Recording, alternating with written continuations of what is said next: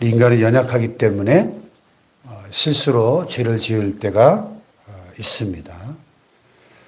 거룩하신 하나님께서는 실수로 죄를 지은 경우에 반드시 그 일정한 절차에 따라서 그 죄를 해결하라고 오늘 본문에 말씀하고 있습니다. 여기 22절에 보니까 너희가 그릇 범죄하여 여호와가 모세에게 말씀하신 이 모든 명령을 지키지 못하되 곧 여호와께서 모세를 통하여 너에게 명령한 모든 것을 여호와께서 명령한 날 이후부터 너희들에 대해 지키지 못하여 회중이 부지중에 범죄하였거든.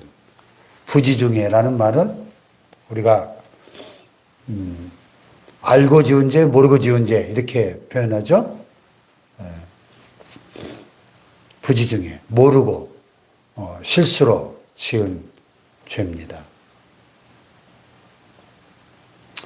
회중이 범죄하였을 때와 한 개인이 범죄했을 때 조금 다른데, 회중이 범죄했을 때 온 회중은 수송아지 반마리를 여호와께 향기로운 화제로 불로 태워서 드린 제사죠.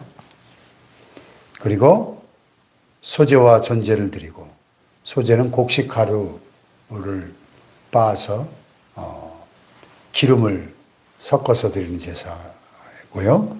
전제는 포도주를 부어서 드리는 제사죠.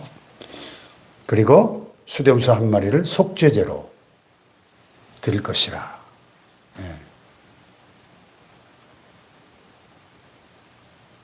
그래서 제사장이 이스라엘 자손 온 회중을 위하여 속죄하면 그들이 사함을 받으리라 했어요.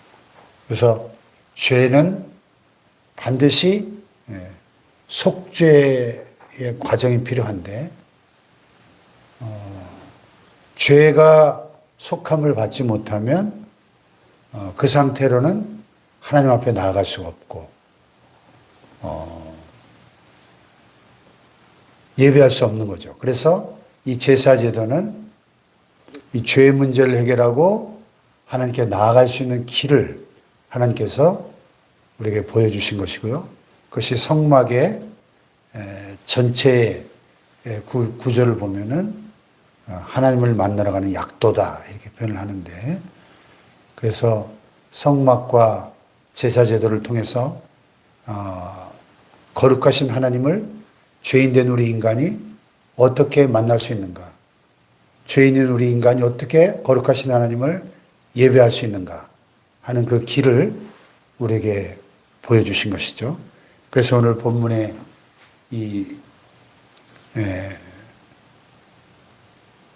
두 가지 경우죠. 크게 부지중에 범죄했을 때와 또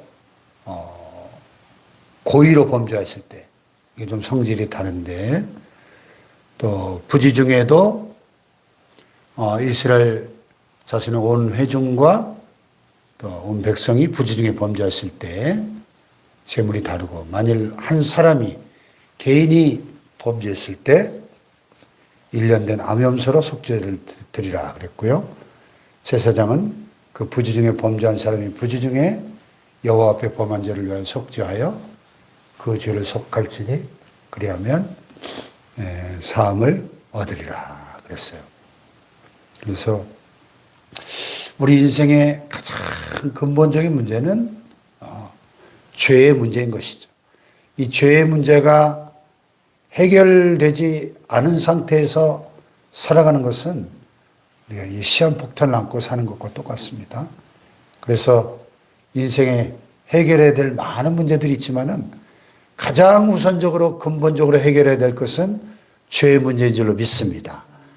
그래서 우리가 지난주 부활절을 보냈는데요. 고난주간 부활절, 십자가와 부활 사건이 우리에게 복음이 될 수 있는 것은 이 죄의 문제가 원천적으로 십자가와 부활 사건을 통해서 해결되었고, 주님이 부활하심으로 죄를 정복하시고 죄의 권세, 사망의 권세, 사탄의 권세를 이기시고 승리하신 줄 믿습니다. 할렐루야.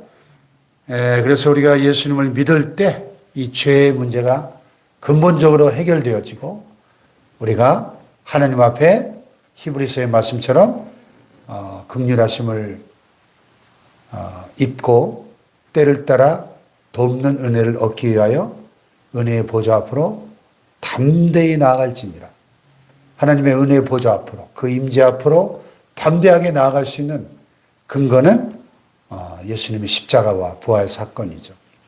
그래서 우리는 오늘도 그 십자가의 공로를 의지하고 하나님 앞에 나아가서 거룩하신 하나님을 뵙고 그 은혜의 보좌 앞에서 하나님이 부어주시는 긍휼하심을 받고 때를 따라 돕는 은혜가 있거든요.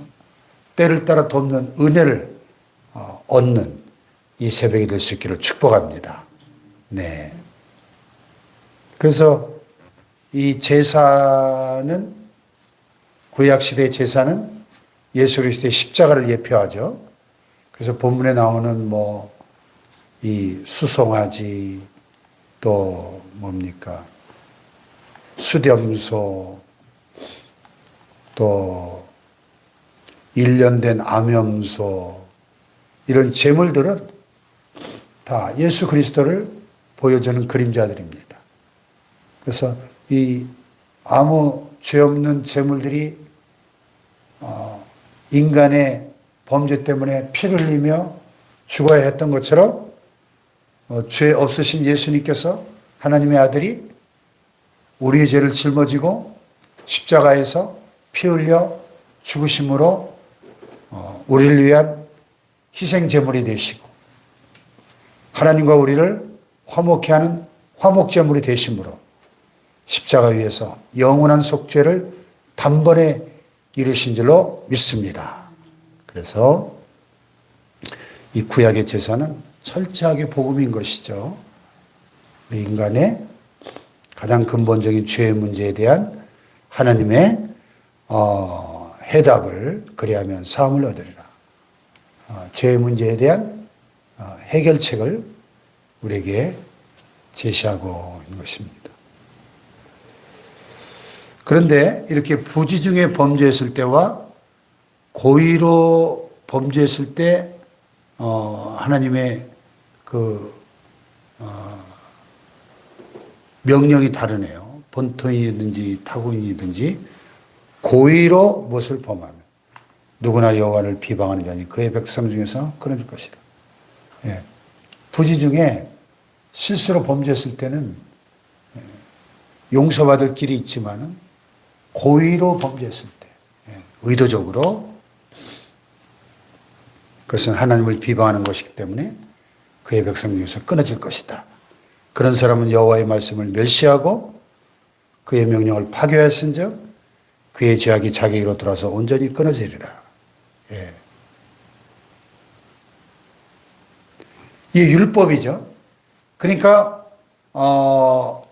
그러면 우리가 부지중에 범죄할 때도 있지만 알고도 범죄할 때도 많은데 그러면 희망이 없네요.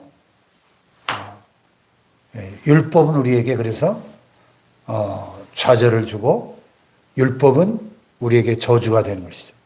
왜냐하면 우리가 율법을 다 온전히 지킬 능력이 우리 안에 없기 때문에 그래서 갈라디아서에 보면 그리스도께서 우리를 위하여 저주를 받은 바 되사 율법의 저주에서 우리를 속량하셨다 그랬거든요.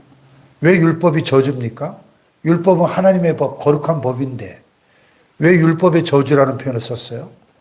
율법에 문제가 있는 것이 아니라 그 율법을 지킬 능력이 우리 안에 없는 게 문제죠. 그래서 그게 저주가 되어버리는 거죠. 그래서 하나님의 법을 어긴 자는 이렇게 온전히 끊어지리라. 그냥 죽음이에요, 죽음. 이게 율법입니다. 율법은 하나님의 법이니까. 그래서 그 율법을 다 지킬 수 없는 우리는 절망이기 때문에 예수님께서 우리를 대신하여 저주를 받은 바 되시고 율법의 저주에서 우리를 속량해 주신 줄로 믿습니다. 할렐루야. 그래서 이게 복음인 거죠. 네.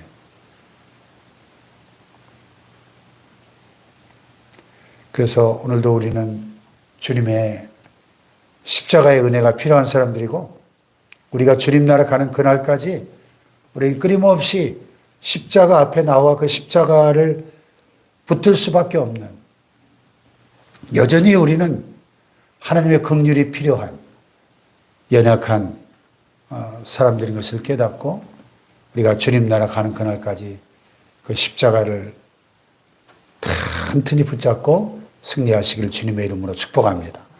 기도하십시다.